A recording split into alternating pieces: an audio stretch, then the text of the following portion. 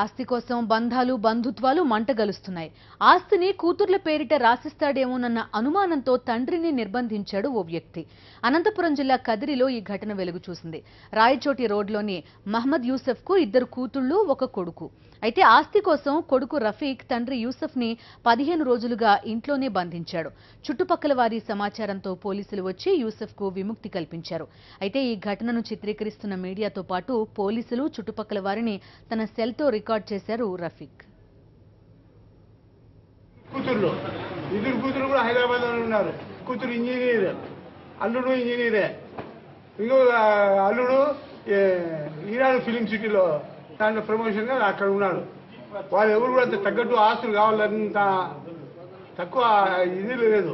కానీ అది ఏమో అంటే ఏమైనా రాసి ఇచ్చేస్తారేమో, ఎవరికైనా రాసి ఇచ్చేస్తారేమో అని బయటికి పోతే ఏమి చేస్తాడేమో అని చెప్తే కూడా ఈనాడు ఎక్కువ చెప్తే కొట్టాడు కూడా.